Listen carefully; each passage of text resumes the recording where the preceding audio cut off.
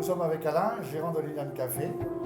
Alain, quand vous avez appris qu'une toute jeune fille de 19 ans était en train de faire la manche juste à côté de votre restaurant, comment avez-vous réagi?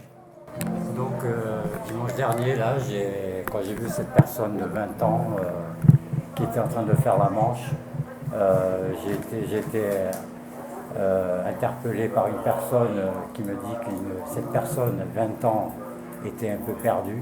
Ça m'a sensibilisé. Donc je me suis rapproché d'elle. Quand elle m'a raconté son histoire, j'étais très sensible. Parce que de nos jours, de voir une personne de 20 ans qui était de bonne composition faire la manche, donc j'ai amené ma contribution comme je le pouvais, avec le réconfort que je pouvais lui donner.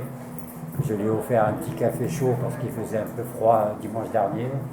Je lui ai glissé un petit billet pour qu'elle aille manger à côté. Donc, et je lui ai proposé que tant qu'elle serait comme ça dans la rue, et ce que je trouve désolant de nos jours, qu'elle pouvait venir me voir et que je l'aiderais à ma manière tant le temps que je pourrais.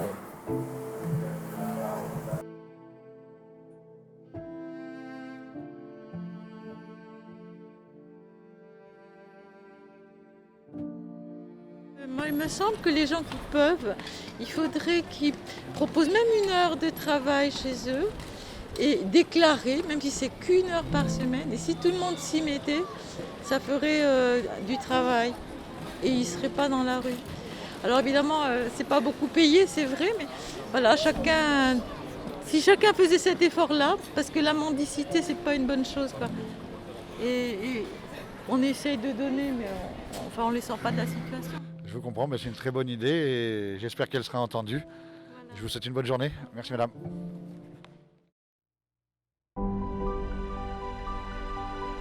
Cette fois-ci, nous sommes avec Salomé King Chang, 21 ans, du quartier Rondelet, dont la mère, quel âge elle a? Elle a 53 ans. S'est occupée et a hébergé Héloïse et Timothée. La question est la suivante, est-ce que tu peux nous raconter comment s'est passée cette rencontre? Alors en fait ma mère elle allait faire les courses tout à fait normalement et en fait devant Carrefour en arrivant elle a vu deux jeunes de mon âge et ma mère voilà, elle réagit en maman, elle les a vus et elle s'est inquiétée. Donc elle est allée les voir pour s'assurer qu'ils allaient bien, savoir comment ils s'en sortaient. Puis voilà, discuter avec eux et savoir comment ils arrivaient à surmonter la crise.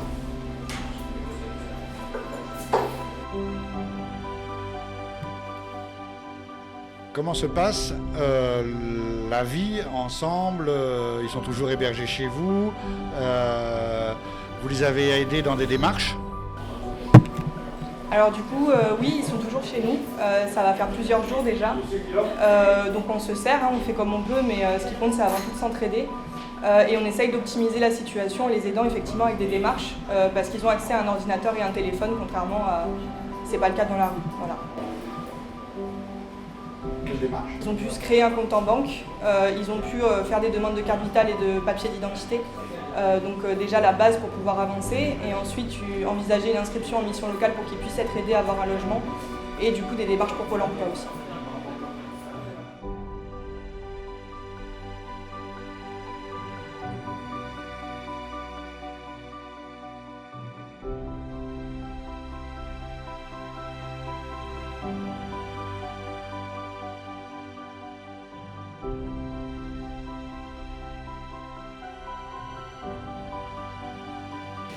De voir des jeunes comme ça, si malheureux, il faut vraiment essayer de les aider.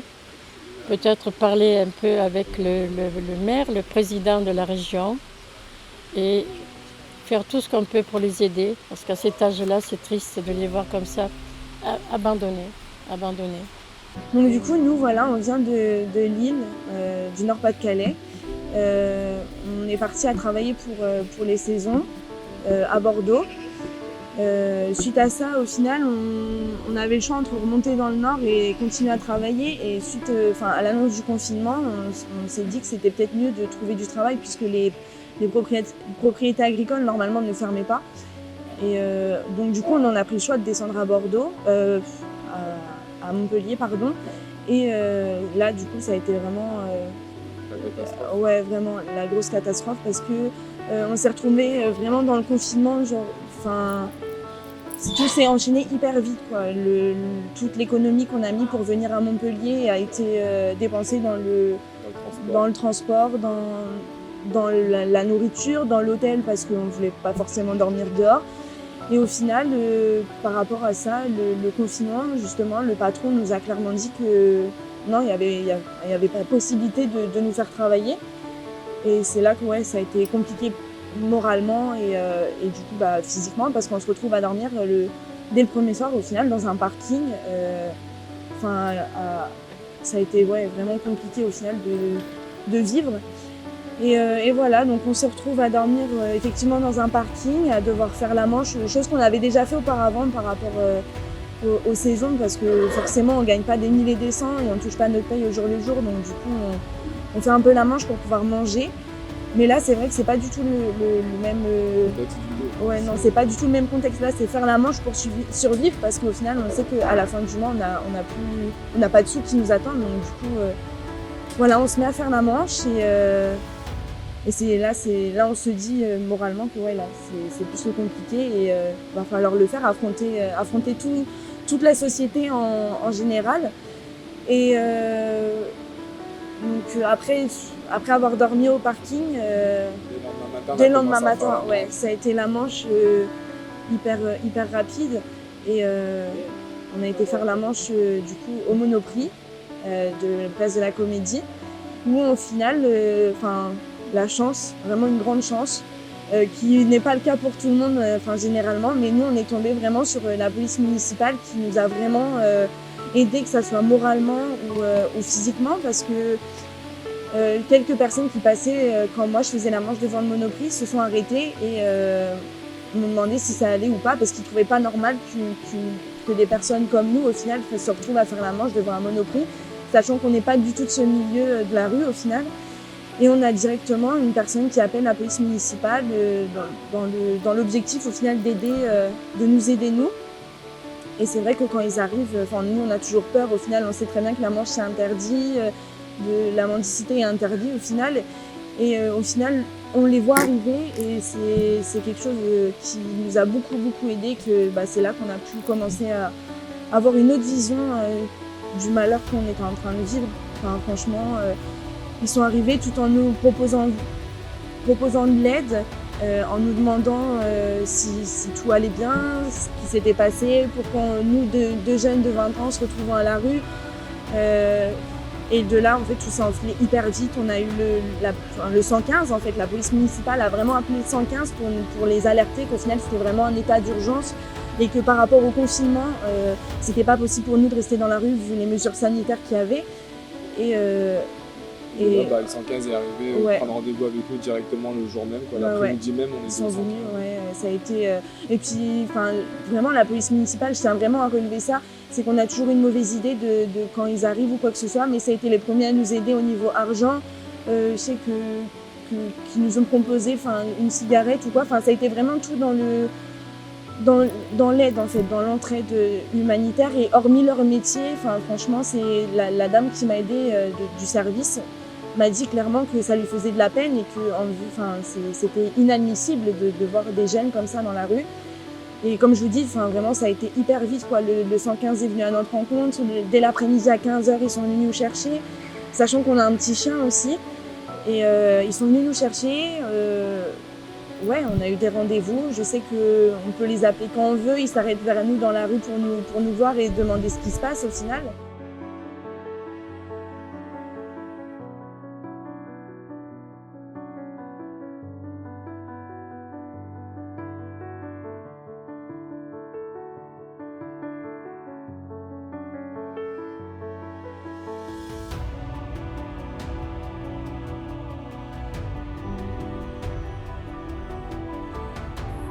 On n'a pas le droit de laisser ses enfants dehors. Voilà, ça se voit dans vos yeux que vous êtes quelqu'un de bien, Héloïse, qui a de la volonté, qui a envie de s'en sortir. Et nous, on va tout faire de toutes nos tripes pour vous aider. Voilà, vous n'avez rien à faire là, clairement. Merci à vous. Alain, tu veux rajouter un petit mot ? cette histoire, on va dire, qui est magnifique en soi, qui m'a beaucoup attendri. J'espère qu'on va trouver une solution pour vous. Et le jour où le message passera de la diffusion, je fais un appel, mais alors à tous les Montpelliérains, pour vous trouver un logement, que ce soit une colocation, une chambre, n'importe quoi. Mais il est hors de question que vous dormiez dans la rue, quoi. Et ce que j'aimerais, et j'ai demandé ici aux commerçants autour, pour faire des déballages, tout ça et tout, pour plus que vous fassiez la manche. En attendant, ça peut vous aider pour vous réchauffer un peu le cœur. Et nous, ça nous fait du bien, ça me réconforte si jamais vous trouvez quelque chose. Bon, moi, j'aurais pas fait ça pour rien.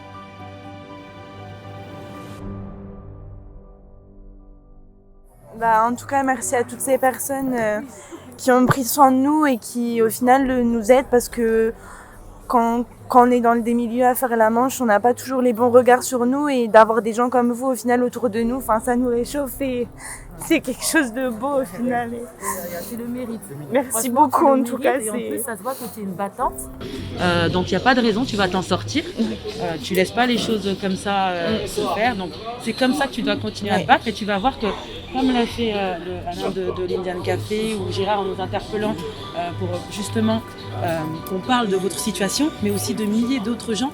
Je pense à l'abbé Pierre qui a fondé sa fondation il y a 71 ans, c'est toujours le cas. Il y a encore plus de 300 000 personnes qui sont dehors. C'est pas normal. Là aujourd'hui, vous en faites partie et on va tout faire nous à notre humble niveau pour que vous vous réinsériez normalement et que vous donniez tout l'amour et la force que vous avez que je vois là en face de moi.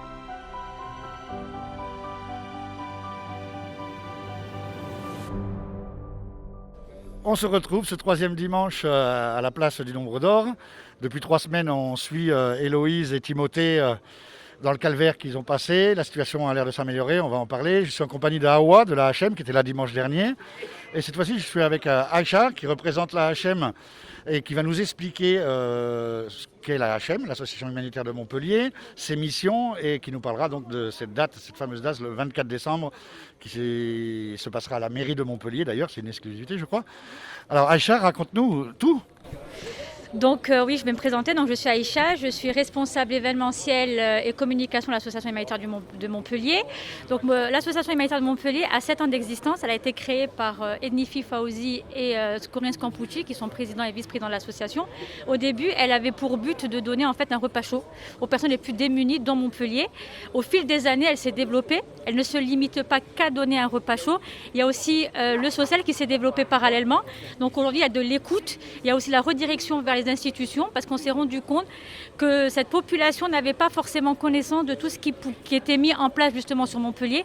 Donc on arrive aujourd'hui plus facilement à les rediriger, à appeler le 115, à trouver des hébergements d'urgence ou à leur apporter des couvertures, une aide administrative également. On a aussi à travers l'association développé des partenariats qui d'ailleurs Hawa fait partie et est responsable de ce pôle qui aujourd'hui on arrive justement à récupérer des repas chauds tous les jours pour arriver à couvrir à peu près une moyenne entre 150 et 200 repas par jour. L'association œuvre toute l'année, 365 jours sur 365 jours, c'est important de le dire, qu'il pleuve, qu'il vente, qu'il neige, l'association est là et d'où sa particularité. Et aujourd'hui, elle compte à peu près plus de 400 bénévoles qui ont une moyenne âge de à peu près 23-25 ans et c'est pas des moindres. Ça prouve qu'aujourd'hui, la jeunesse est concernée justement par cette cause, parce qu'elle touche aujourd'hui tout le monde. La crise sanitaire nous a donné une bonne leçon de vie.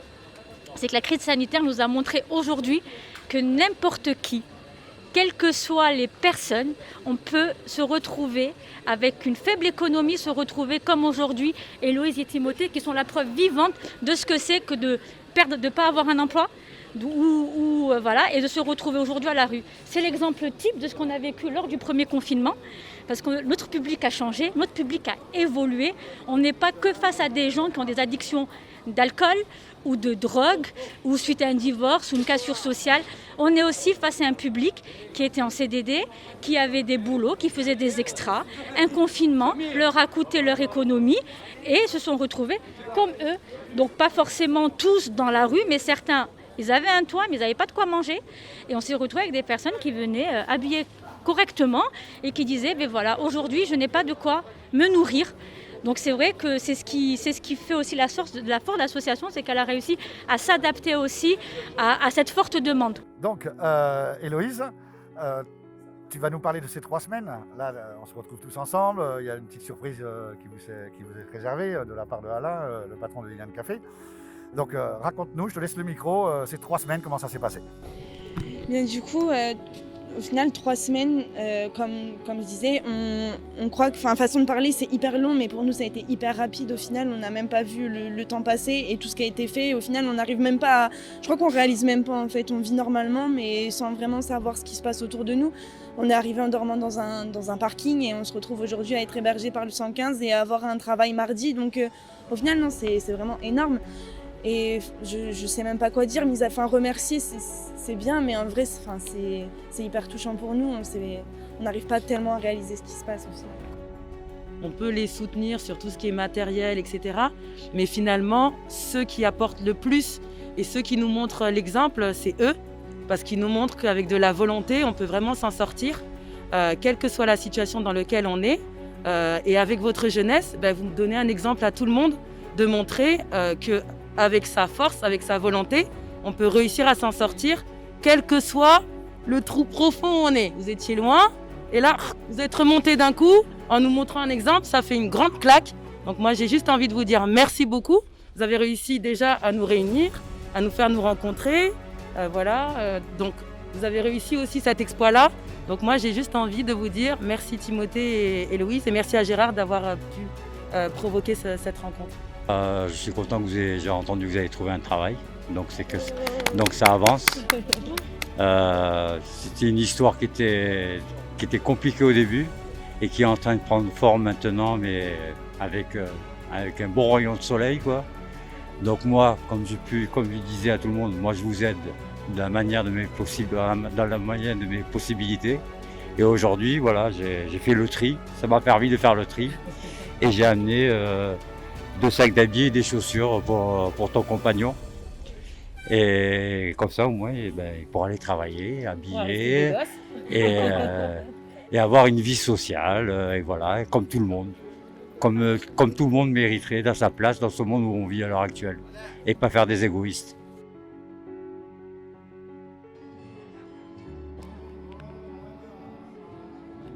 Bonsoir, cette fois nous sommes avec Carl Yves qui cette année pour Noël a fait une initiative super originale qui est passée d'ailleurs dans d'autres médias.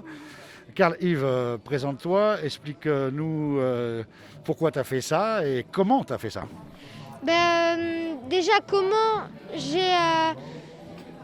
j'ai demandé à ma directrice, elle m'a dit d'accord, vas-y fais-le. Donc j'ai passé les feuilles à toutes les classes de l'école et du coup j'ai vu 10 boîtes. Le lendemain j'en ai vu 20, donc ça me tenait à cœur de le faire. Et tout ça tu le fais pour les SDF. C'est-à-dire tu veux les... Je veux leur faire plaisir pour qu'ils passent un joyeux Noël. D'accord, et donc tu as mobilisé toutes les classes de ton école? Oui, voilà. Et donc en fait c'est tous les élèves de ton école ou il y a eu encore d'autres C'est tous les élèves de mon école. Comment s'appelle l'école? L'école Antonia. Elle se trouve où? Comment? Elle se trouve où? Je pense qu'elle se trouve à Saint-Jean-de-Védas. Saint-Jean-de-Védas, d'accord. Je pense, oui. Bon, d'accord. Carl, je te remercie de cette initiative et je te souhaite aussi un joyeux Noël. Et je pense que tu vas faire de nombreux heureux ce soir. Allez, bonne soirée.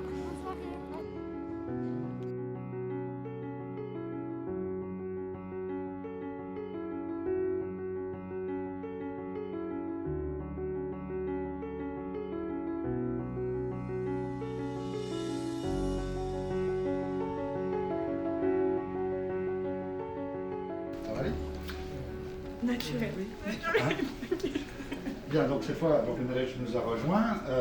Héloïse, présente-nous Nadège, comment tu l'as connue Nadège, en fait, c'est quand je suis rentrée en garantie. Donc, il faut savoir moi je ne suis pas directement venue ici, je suis passée par une autre mission locale qui m'a en fait fait une aide PACEA et qui m'a dirigée vers la garantie jeune de Port-Marianne.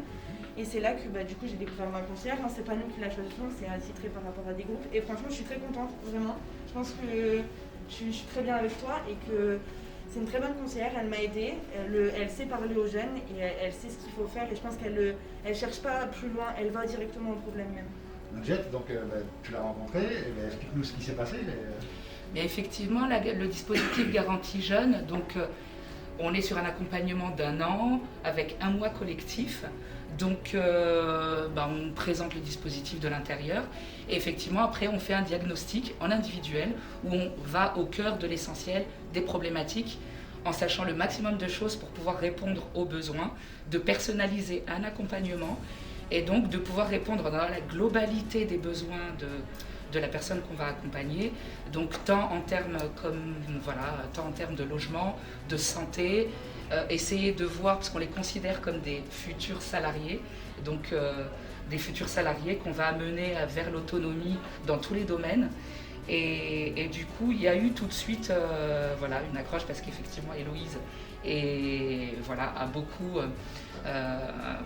une jeune qui veut s'en sortir, etc. Et malgré les problématiques, donc on a rapidement, très tôt, mis en place un fonds d'aide aux jeunes.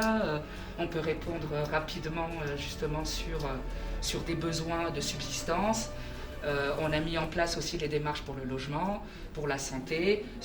Elle a pu faire le projet professionnel. Donc on est en train de voir donc, tout ce qui est travail, projet à long terme. Voilà. Donc, Nadjet, je te remercie beaucoup. Héloïse, nous on continue à te suivre. Donc ça y est, tu as signé ton contrat de travail aujourd'hui. Ouais. Aujourd'hui nous sommes le 12 janvier. Je commence le vendredi. Et tu commences directement vendredi. D'accord. Bon on va te suivre là-bas aussi. Et puis bon, il y a d'autres bonnes nouvelles qu'on t'a pas encore dites. Mais t'es plein de surprises à chaque fois qu'on se voit, il y a toujours une surprise. Merci. On essaye. Voilà, donc nous étions à la mission locale de Montpellier avec monsieur Abouitman. Et franchement, c'est fantastique le travail qu'ils font ici, qu'ils développent à Montpellier et dans toute la France. Mais nous, on a suivi pendant 1 mois Héloïse. Et franchement, un excellent travail. C'est sorti de tout ça, de la rue. Elle ne fait plus la manche. En 1 mois, c'est quand même pas mal. Donc merci à toutes les aides, merci à la mission locale, parce que c'est quand même un énorme travail de s'occuper de ces jeunes.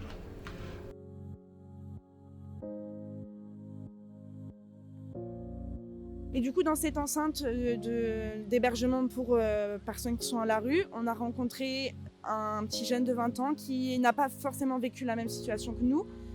Mais c'est tout autre et c'est pour aussi faire passer un petit message qu'il a voulu être là aujourd'hui et qui m'a interpellée en disant moi aussi je veux montrer ce que j'ai vécu et donner une force à tous ces gens au final, toutes les personnes qui sont dehors, qu'il n'y a pas forcément que des problèmes et qu'on peut s'en sortir. Donc je vais vous laisser écouter son histoire et on reviendra après. En quelques mots, à 18, j'ai été placé de l'âge de mes 15 ans jusqu'à 18 ans en famille d'accueil. Le jour de mon anniversaire, j'ai eu un très beau cadeau d'anniversaire. On m'a dit la fin de ton placement est arrivée. Je te retrouve, on est obligé de te mettre dehors, on est obligé de te mettre à la rue en quelques mots. De là, j'ai dû monter à Paris. J'ai entamé plusieurs démarches administratives. J'ai entamé des démarches du point de vue médical. J'ai entamé plein de démarches. Fin 2019, ma mère m'a récupéré. De là, j'ai pu obtenir un appartement via une association. Sauf que malheureusement, là, il y a 2 mois de ça, par surprise, je suis rentré chez moi. J'ai vu qu'il y avait des personnes à l'intérieur qui avaient fracturé ma porte, qui avaient changé ma serrure, entre guillemets, qui avaient voulu ouvrir un squat chez moi. Du coup, j'ai dû porter plainte. Sauf que à cause de ça, j'ai perdu mon appartement. Du coup, je me retrouve à la rue depuis 2 mois. Mais malgré ça, je baisse pas les bras. Je compte toujours m'en sortir. Là, je suis en train d'entamer des démarches du point de vue domiciliation, Pôle emploi, mission locale. Et voilà.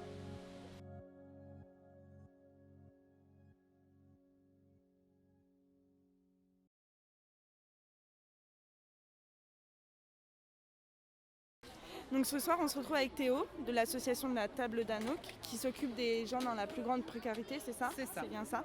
Du coup, est-ce que tu veux bien nous parler un petit peu de vos actions, de ce que vous faites Avec grand plaisir. Alors l'association La Table d'Anouk est une association qui a été créée en 2013 sous le nom SOS SDF Les Amoureux de la Vie. Et notre présidente est décédée l'année dernière, donc on a décidé de renommer l'association en son nom.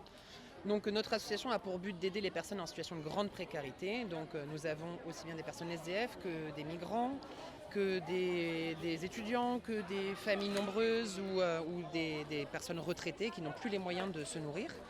Et donc voilà, tous les lundis soirs, on se donne rendez-vous en temps normal, hors pandémie, à 19h, 19h30, pour distribuer un repas chaud pour toutes ces personnes. Et depuis peu, on les accompagne également sur la distribution de vêtements chauds, là comme on arrive en hiver. L'été un petit peu moins, parce qu'ils ont un peu moins de demandes, mais voilà. En tout cas, sur l'hiver, on arrive à apporter une solution avec des vêtements chauds. Et on les accompagne aussi pour trouver des logements provisoires, donc avec l'aide du 115 et de tous les acteurs sociaux sur le terrain. Et puis voilà, et puis après il y a plein de nouveaux projets qui sont en cours et donc on va voir ce que ça donne. Et j'ai une petite question à te poser. Ça, c'est quelque chose qui est fort pour moi. Est-ce que tu aurais un message à faire passer pour toutes ces personnes ou qui sont dans le demande ou quoi que ce soit, ou je sais pas? Qu'à un moment dans la vie, on ne sait pas ce qui peut nous arriver et qu'il ne faut pas hésiter surtout à demander de l'aide. Parce que finalement, c'est peut-être une rencontre qui va faire que tout peut changer et que voilà. Et je pense que c'est vraiment le message qu'on peut faire passer. On n'est là que provisoirement, mais on est sur le chemin de vie des personnes. Donc voilà. S'ils peuvent demander de l'aide, ne serait-ce qu'une seule fois, peut-être que ça peut arriver à aboutir sur quelque chose d'autre. Merci Théo, c'était très gentil. Merci à toi. Vous. Alison Lamarre pour la dernière partie du reportage. Héloïse, Timothée, bonjour. Bonjour. Je suis ravie et touchée d'être à vos côtés aujourd'hui. Et nous sommes ici réunis pour fêter les bonnes nouvelles. Alors j'aimerais que vous me fassiez un résumé de ce qui s'est passé récemment. Récemment, on a eu un appel du 115, donc l'association qui nous avait contactés pour rentrer dans le foyer où on est actuellement, qui nous ont contactés pour un studio en CHRS, voilà, pour continuer et pour rester dans l'aide sociale, mais toujours en avançant plus vite. Donc on intègre notre studio demain et à 10h30 on fait la préadmission et après au fil de la journée on va rentrer. Et voilà, la plus grande nouvelle, au bout de 6 mois de difficultés, 6 mois dans la rue, à dormir dans des parkings, à faire la manche, on a enfin réussi en fait. Et c'est une preuve que tout le monde, comme je dis depuis le début, tout le monde peut y arriver et tout le monde peut tomber dans la misère, mais tout le monde peut s'en sortir avec la plus grande volonté. Et nous, on a eu la volonté et l'aide de toutes ces personnes qu'il y a ici, comme Gérard, comme Awa, comme Corinne, celle qui nous a hébergés en tout premier temps. Et voilà, je suis très fière aujourd'hui de pouvoir annoncer cette nouvelle. Je suis autant fière pour vous. Et toi, Timothée, comment tu te sens ? Moi, ça va très bien. Maintenant qu'on est tous les deux en formation, on a tous les deux un salaire, donc c'est une vie qui reprend très très bien. D'accord, dis-moi en plus sur cette formation, ça consiste en quoi ? C'est une formation vers le retour à l'emploi et vers l'autonomie. En fait, on a 3 semaines, pendant 3 semaines, on a un collectif avec plusieurs personnes qui sont un peu dans la même vie sociale que nous, qui sont en difficulté aussi. Donc en fait, pendant 3 semaines, on revoit un peu les bases du travail, donc la sécurité, les entretiens d'embauche et tout ça. Et après, sur les 11 mois qui restent, on fait des stages dans la voie qu'on veut, dans n'importe quelle entreprise, pour qu'on puisse trouver notre voie et trouver le bon travail qui nous plaît. D'accord, merci à vous deux. Donc après la pluie vient le beau temps. Est-ce que vous voudriez dire un dernier mot avant qu'on se quitte ? Un grand merci à tout le monde, à Gérard, à toutes ces personnes qui nous ont aidés. Et de toute façon, on ne remerciera jamais assez. Il y a juste un merci. C'est énorme. Ce qui s'est passé, c'est génial. Merci beaucoup. Je sens l'émotion dans vos voix. Et encore toutes mes félicitations. Merci. Et un bon départ à tous les deux.